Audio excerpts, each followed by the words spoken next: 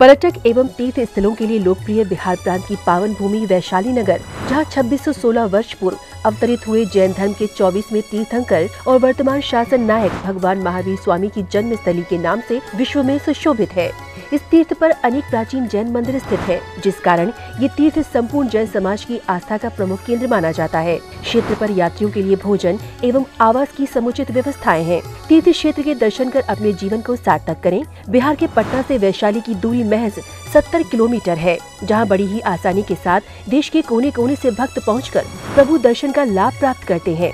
आप भी ऐसे अति प्राचीन तीर्थ का दर्शन वंदन कर स्वयं को धन्य करें।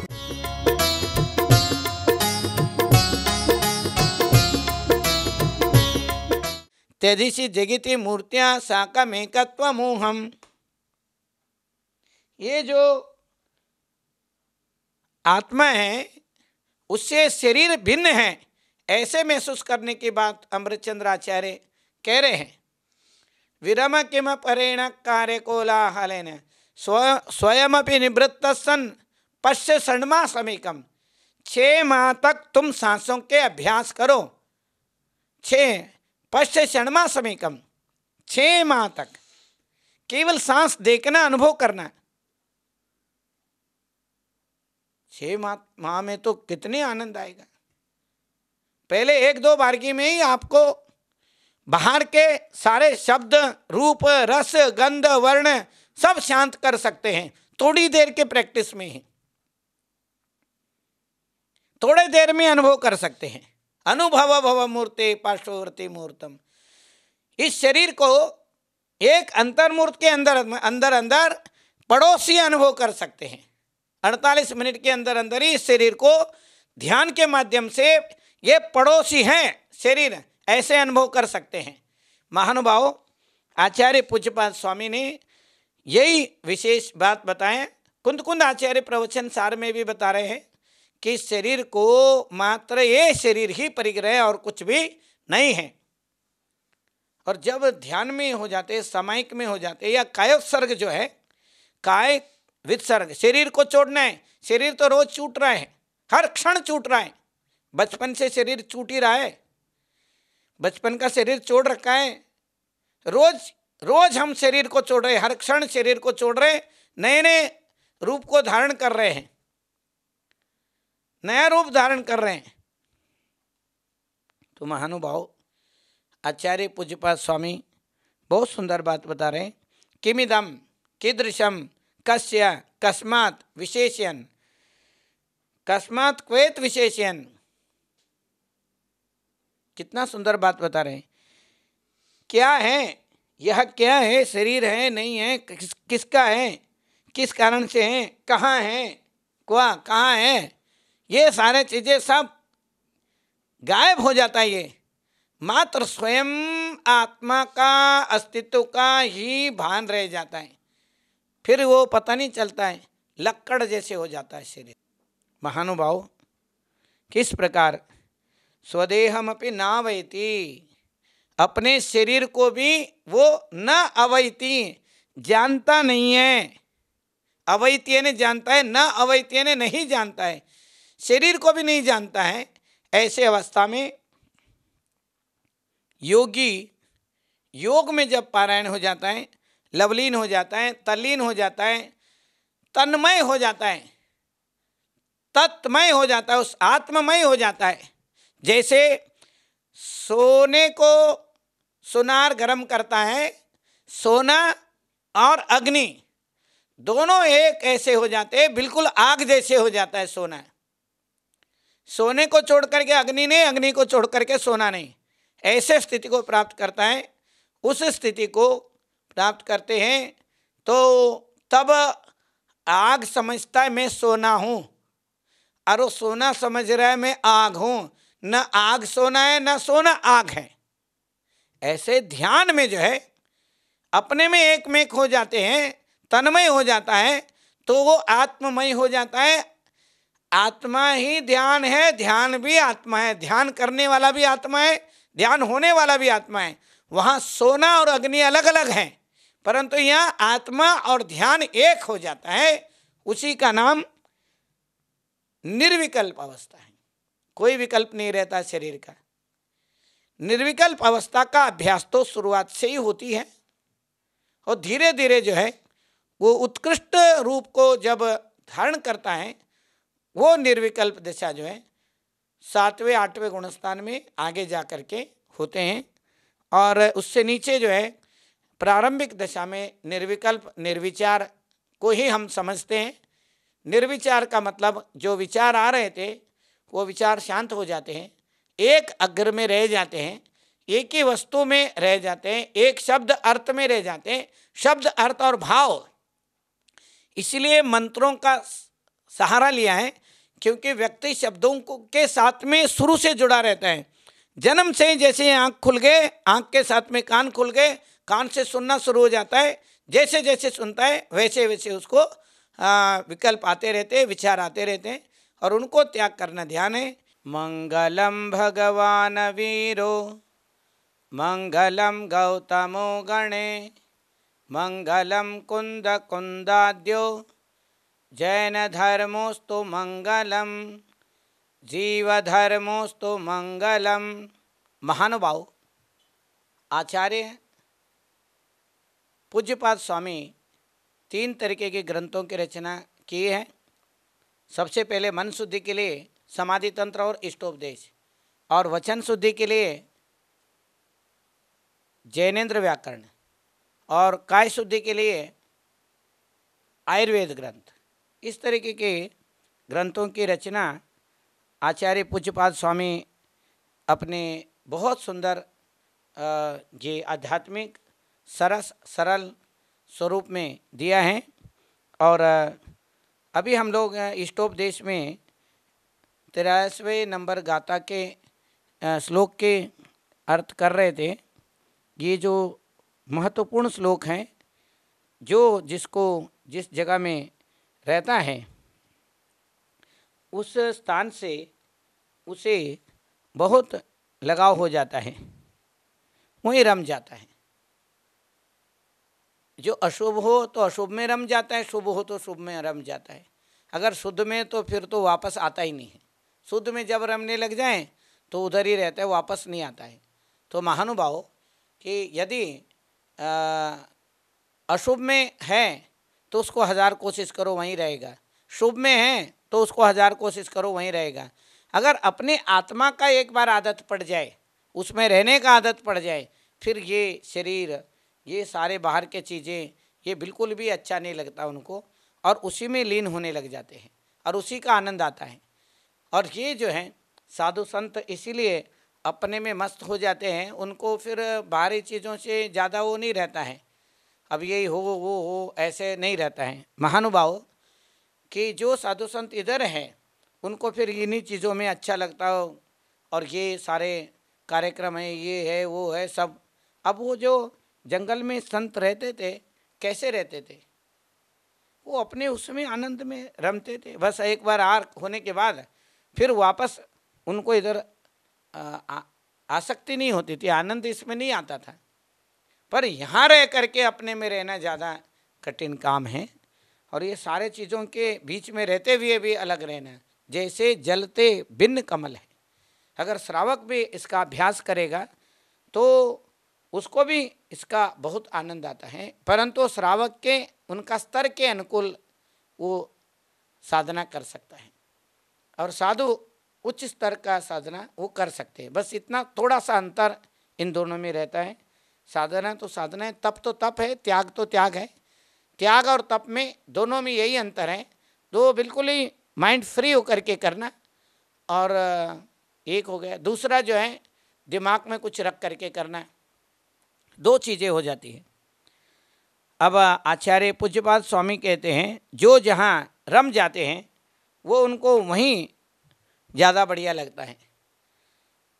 यो यत्र निवसन्नास्ते सतत्र कुरुते रतिम यो यत्र रमते तस्मा धन्यत्र सन गच्छति।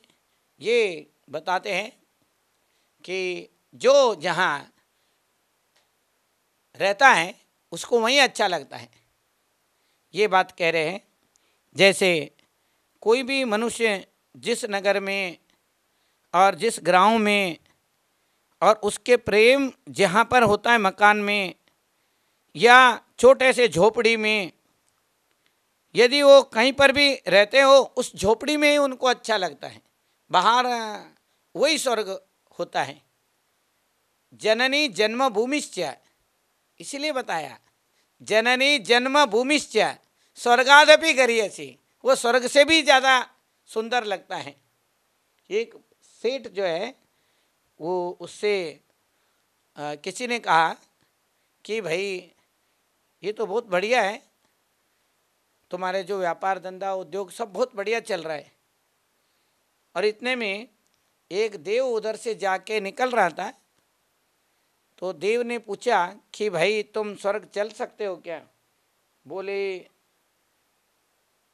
सब कहते हैं तो स्वर्ग जाने की बात करते हैं, परंतु वहाँ क्या खासियत है? बोले वहाँ तो दुख नाम की चीज़ ही नहीं है, सुख ही सुख है। वहाँ ना सर्दी है, ना गर्मी है, ना बरसात है, ना कुछ है, कोई भी प्रॉब्लम नहीं है, आनंद ही आनंद है। चाहे जितनी संपत्ति इतनी है कि आप सोच नहीं सकते, इतनी संपत्ति है। और स्वर्ग के संपदा है, और वहाँ पर अप्सराएँ हैं, नाचते रहते हैं, कूदते रहते हैं, नाट्य होता रहता है और मनोरंजन होता रहता है, आनंद ही आनंद आता रहता है। तो सेठ जी ने पूछा वहाँ दुकान है क्या? नहीं है। भाई दुकान तो नहीं है वहाँ पर, स्वर्ग में दुकान का क्या काम है? तो फिर तो ग्राहक तो आते नहीं होंगे, लाइन लगती नहीं होगी। बोले ना दुकान है ना लाइन है, दुकान नहीं तो लाइन कहाँ से लगेगी? फिर तो भैया तू अपना स्वर्ग अपने पास रख, जब तक मेरे को 10-20 लाइन ना लग जाए और तब तक मेरा परचूने का दुकान नहीं चलता, मेरे तो लाइन लग जाती है। तो ये तो आनंद तो यहाँ है, वहाँ क्या है? तो उसको दुकान में ही आनंद आ रहा है, उसको वहीं आनंद आ रहा है, जहाँ रहता है उसको वहीं आनंद आता है। तो यही आचार्य कह रहे हैं, यो यत्र निवसन्नास्ते स तत्र कुरुते रतिम, वो उसको वहीं आनंद आने लग जाते हैं, लगाव हो जाता है, रति करता है, लगाव करता है, राग हो जाती है। जब एक से राग हो जाती है वो उसी में आनंद आता है, दूसरे चीज में उसको बिल्कुल भी आनंद नहीं आता है। और यो यत्र रमते, जो जहाँ रमन करता है, तस्मात् अन्यत्र, वहाँ से अन्य जगह स न गच्छति, वो नहीं जाता है। तो यही बात जो है कोई भी चीज़ जहाँ भी हो वो जो है वहाँ से बिल्कुल नहीं जाता है। यहाँ पूज्यपाद आचार्य ये कह रहे हैं, एक बार गलती से भी उसको इस आत्मा का आनंद आ जाए, असली चीज़ का आनंद आ जाए, फिर वो उसको छोड़ करके नहीं जा सकता, ये पक्की बात है। ऐसे आचार्य पूज्यपाद स्वामी अपने से अनुभव करके ये बातें लिखी हैं। जब उनको उसमें आनंद आने लग जाता है, फिर लोग पूछते आपको ऐसे लगता होगा, आपको सर्दी लगती होगी, गर्मी लगती होगी, फलाने हाथ लगता होगा, कैसे लगता है? आपको याद भी आती होगी, घर वालों के, फलाने की, गांव गली की, मोहल्ले की याद आती होगी। तो वो उसको जैसे याद आ रही होगी ना, वही चीज़ वो उनको पूछता है, तुमको भी भूख लगती होगी है भाई? ऐसे तो होता होगा। बड़ा गजब की बात है, एक टाइम भोजन करके कैसे रह लेते हो? मतलब अपने जैसे दूसरे को समझने लग जाता है।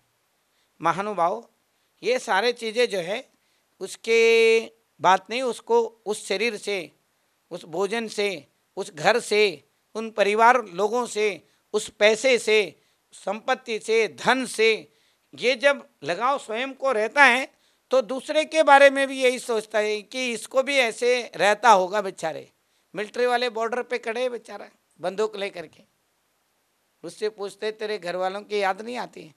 बोले जब मैं बॉर्डर पे कंधे पे बंदूक और ये मिलिट्री के वो ड्रेस पहन लेते हैं, उसके बाद ड्रेस पहनने के बाद बस केवल भारत माता और उसकी सेवा दिखाई देती है, और कोई भी चीज़ मेरे को दिखाई नहीं देती। इस बारे में बिल्कुल दोबारा मत पूछना है।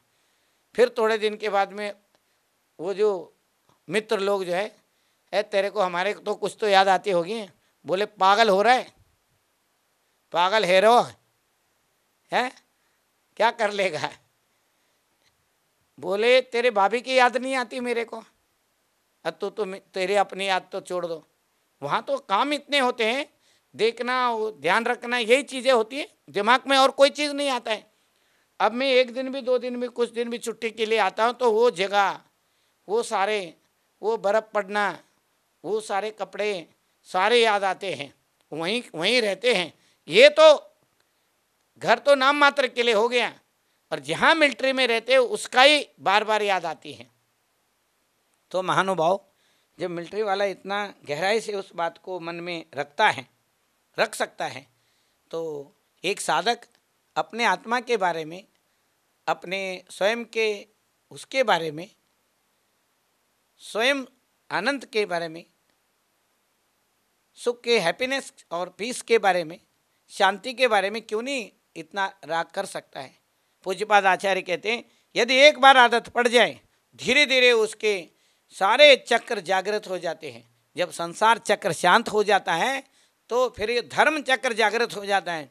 धर्म चक्र जागृत हो जाता है तो सिद्ध चक्र भी जागृत हो जाता है।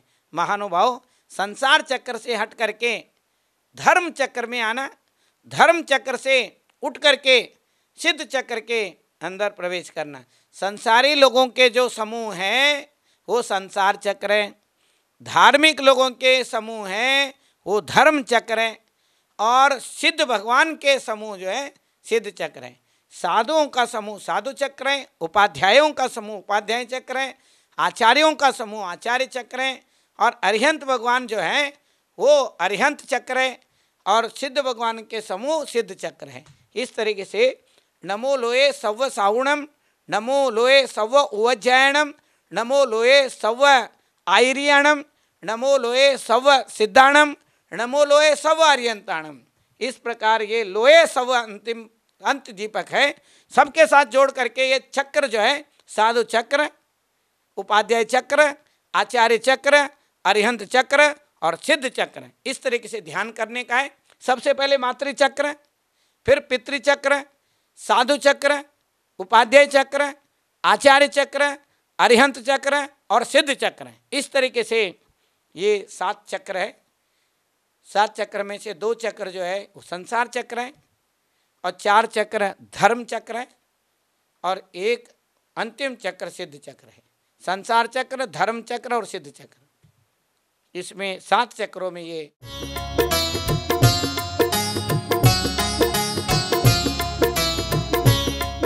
पर्यटक एवं तीर्थ स्थलों के लिए लोकप्रिय बिहार प्रांत की पावन भूमि वैशाली नगर, जहां 2616 वर्ष पूर्व अवतरित हुए जैन धर्म के 24वें तीर्थंकर और वर्तमान शासन नायक भगवान महावीर स्वामी की जन्म स्थली के नाम से विश्व में सुशोभित है।